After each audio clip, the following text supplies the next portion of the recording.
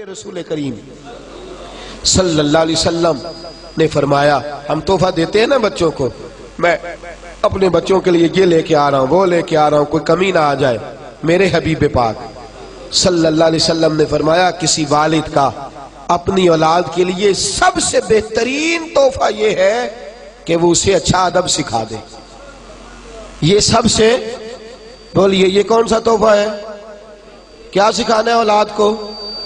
ادب نہیں، اچھا ادب۔ کون سا ادب جی؟ بول کے بتائیے۔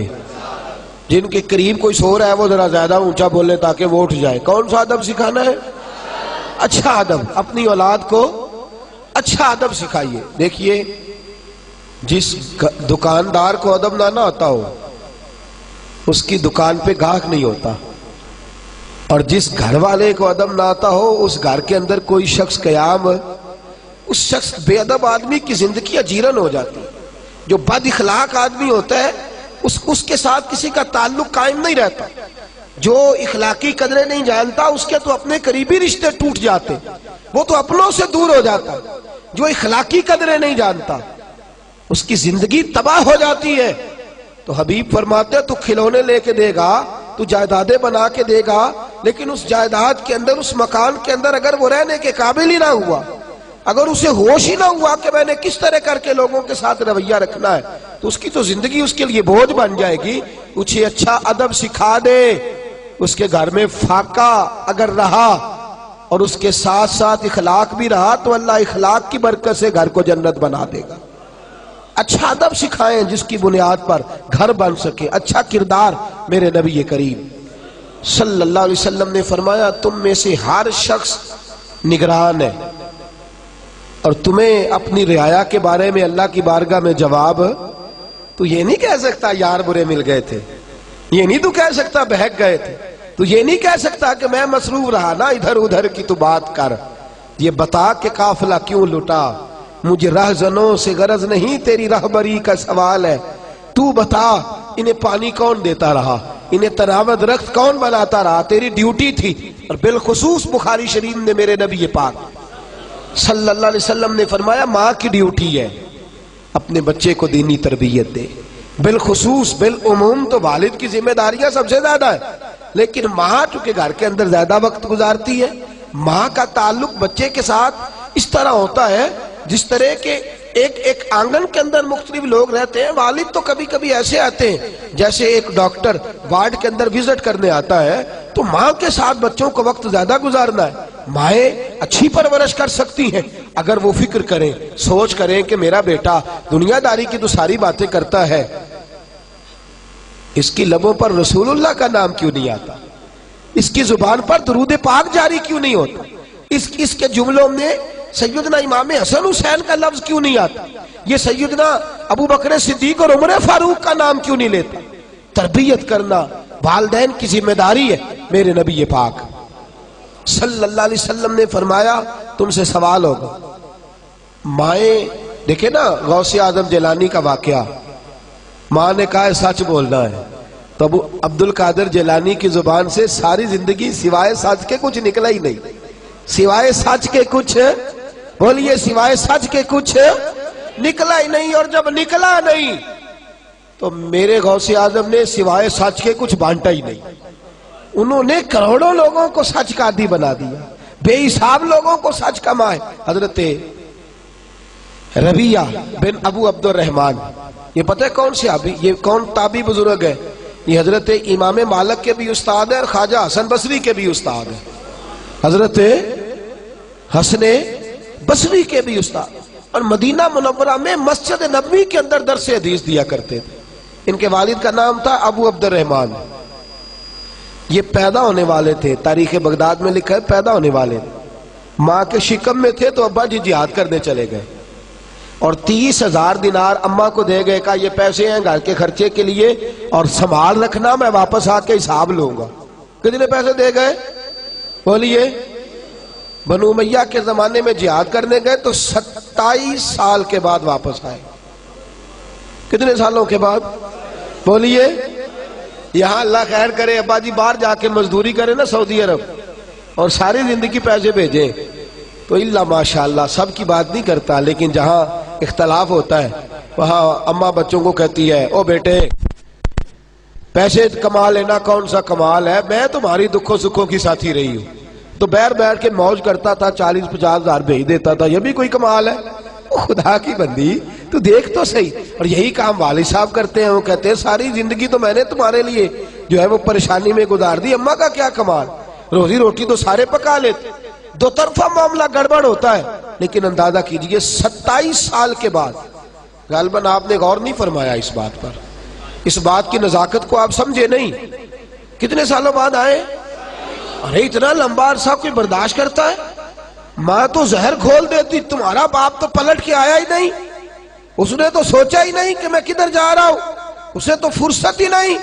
لیکن ماں کو پتا ہے وہ خدمت دین کے لیے نکلا ہوا ہے۔ 27 سال کے بعد جب آپ گھر آئے تو اب 27 سال کا بچہ ہو گیا ہے، تو بچہ جوان ہو گیا ہے، گھر آئے تو نیزہ ہاتھ میں پکڑا ہے، مدینہ منورہ کے رہنے والے خوبصورت شہر میں آ کے 27 سال بعد جہاد سے لوٹے، اپنے دروازے پہ دستک دی۔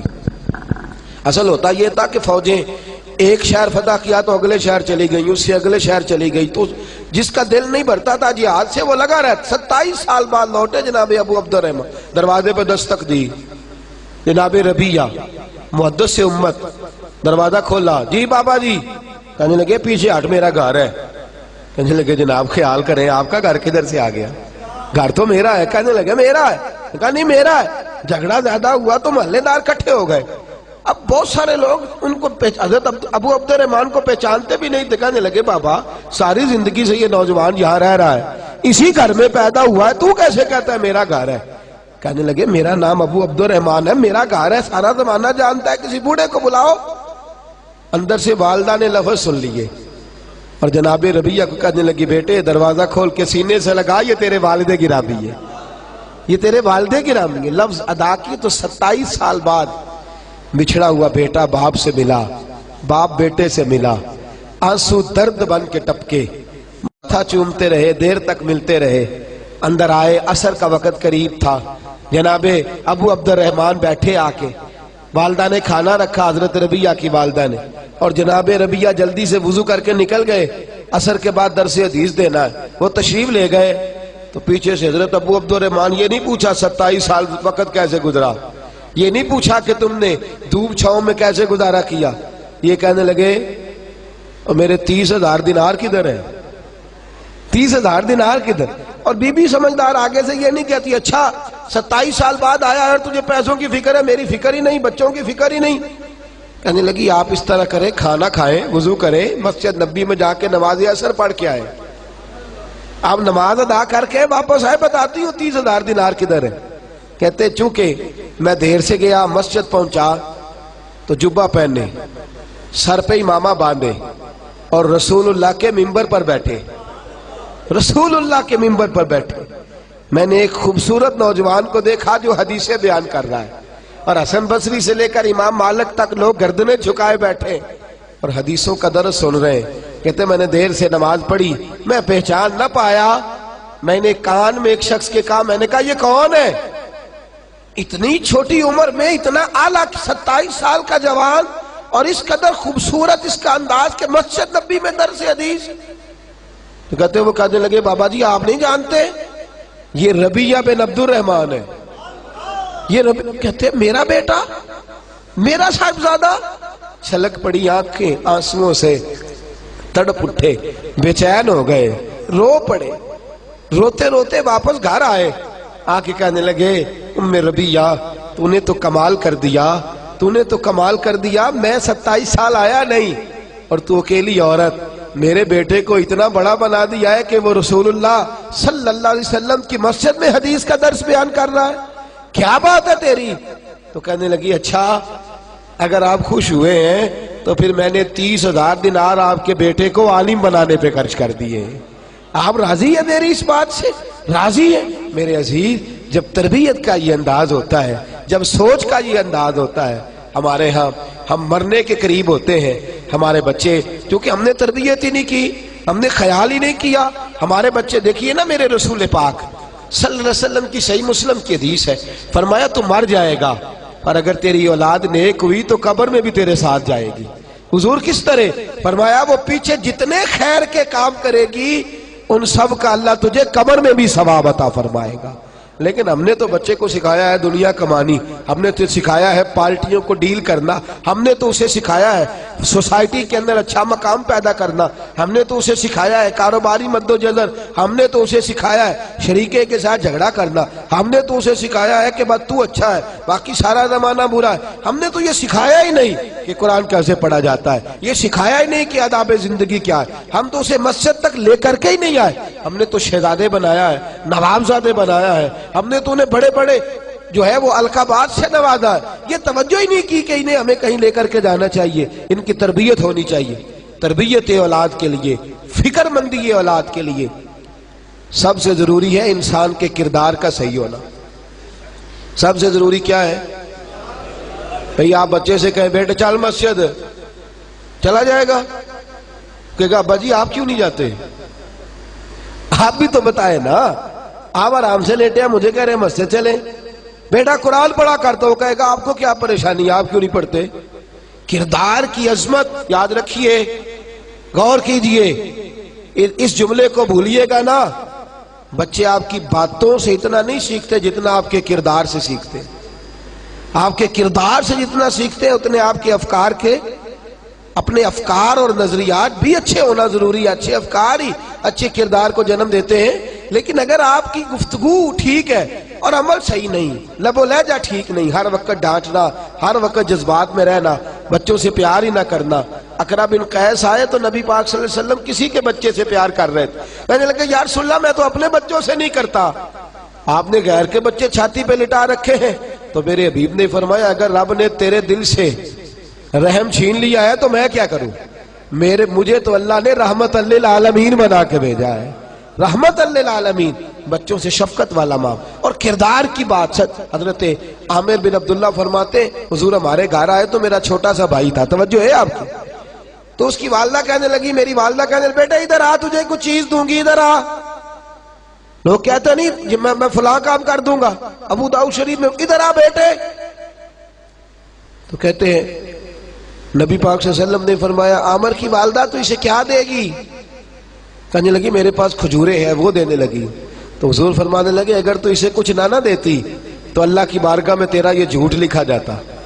حضور بچے کے ساتھ بھی، نابالغ کے ساتھ بھی، چھوٹے کے ساتھ بھی فرمایا اگر چھوٹے کو پتا چل جائے کہ تو جھوٹ بولتی ہے اور تیرا انداز ٹھیک نہیں ہے، ماں باپ کا جو ہے وہ کردار قول اور فعل کے اندر تضاد ہے، تو فرمایا اس بیچارے کی تو تربیت بگڑ جائے، اس کا تو انداز بگڑ جائے۔ فکر کریں، سوچیں آپ گھر کے اندر کیسا کردار رکھتے ہیں، آپ کا انداز کیا ہے، آپ کا طرز کلام کیا ہے، آپ کا انداز تربیت کس طرح کا، آپ گھر کے اندر رہتے ہیں تو کس طرح رہتے ہیں، کیا طریقہ ہوتا ہے۔ اگر اب بچہ دیکھتا ہے نا کہ ابا جی تو فلمیں دیکھتے ہیں، ابا جی تو فلاں کام کرتے ہیں، تو وہ ضرور تاڑتا ہے، وہ ضرور غور کرتا ہے، وہ کہتا ہے مجھے منع کیا جاتا ہے، خود ان کی توجہ کس طرف رہتی۔ میرے نبی کریم صلی اللہ علیہ وسلم نے عملی تربیت فرمائی، اولاد کی عملی تربیت۔ اور یاد رکھیں ایک جملہ کہنے لگا ہوں، جو والدین اپنے گھر میں بیٹھ کے اپنے بچوں کے سامنے اپنے بھائیوں کی غیبت کرتے ہیں اور ساتھ اپنے بچوں کو مل جل کے رہنے کا حکم دیتے ہیں، وہ یاد رکھیں اگر اپنے بچوں کے سامنے وہ اپنے بہن بھائیوں کے بارے میں باتیں کر رہے ہیں تو ان کے بچوں کا بھی اتفاق رہنا ممکن ہے نہیں، ان کا بھی اتفاق کے ساتھ رہنا ممکن ہے، اس لیے کہ وہ تیری بات ایک جانب ہے، تیرا کردار دوسری جانب ہے، یہ کیسے ہو سکتا ہے؟ اور اگر آپ کے بچے آپ کے سامنے سن لیں، یاد رکھیں اگر آپ کے بچے آپ سے یہ ملاحظہ کر رہے ہیں کہ آپ اپنے والد کے خلاف یا اپنی والدہ کے بارے میں کوئی جملہ بچوں سے کہہ رہے ہیں تو لکھ لینا دل کی تختی پر، یہ بچے کبھی آپ کے فرما بردار نہیں بنیں گے، یہ کبھی آپ کے سامنے سر نیاز خم نہیں کریں گے۔ سن لیا انہوں نے جو آپ کا کردار کا مثالی ہونا ضروری۔ اور کبھی بھی کسی بچے کو اس لیے فوقیت نہ دیں کہ وہ بچہ ہے، اور بیٹی کو کبھی بھی اس لیے پیچھے نہ کریں کہ وہ بیٹی ہے۔ میرے رسول پاک صلی اللہ علیہ وسلم نے انشاءاللہ وہ تو کل میں جمعے میں عرض کروں گا حضرت فاطمہ کے رضی اللہ تعالیٰ عنہ کے عنوان پر، لیکن ایک بات سن لیں، میرے محبوب نے فرمایا جس گھر میں بیٹی ہو اور اسے اچھا ادب سکھایا جائے اور اسے کم نہ سمجھا جائے بیٹوں سے، فرمایا رب کریم اس بیٹی کی برکت سے ماں باپ کو جنت عطا فرما دے گا۔ ان کے ساتھ، ان نرم کونپلوں کے ساتھ محبت کی جائے، سے پیار کیا جائے، اچھی تربیت، اچھا کردار، اور سب سے ضروری بات، سب سے اہم پہلو، سب سے ضروری بات میرے عزیزو یہ ہے کہ بچے کے سوال، اس کے نظریات، اس کی سوچ، وہ کیا کہتا ہے، وہ کیا سوچتا ہے، بالخصوص آپ کے بارے میں اس کا معاملہ۔ میں نے ایسے بچے بھی دیکھے ہیں جو اپنے والد کو ولی اللہ مانتے ہیں، اپنے والد کو بولیے، اپنے والدین کو ولی اللہ مانتے ہیں۔ ہمارے حضرت صاحب قبلہ فرمایا کرتے، آپ فرماتے کہ جب تک تو ہم گھر میں رہتے تھے تو والد صاحب کو دیکھتے تھے، اس وقت تک وہ والے نظریات نہیں تھے۔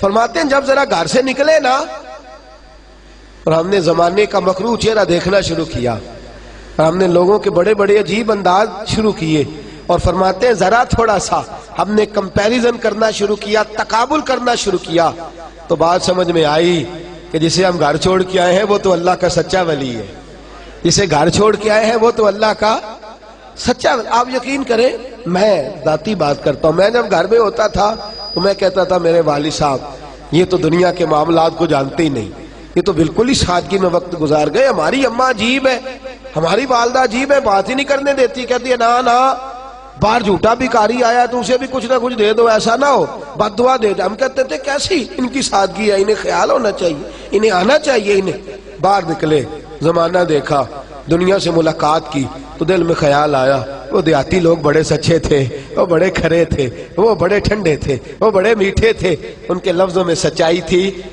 پڑھتے تھوڑا تھے ڈرتے زیادہ تھے، پڑھتے تھوڑا تھے ڈرتے زیادہ تھے، ان کے لفظوں کے اندر تلاطم تھوڑا تھا، کردار میں حسن زیادہ تھا، کردار کے اندر حسن زیادہ تھا۔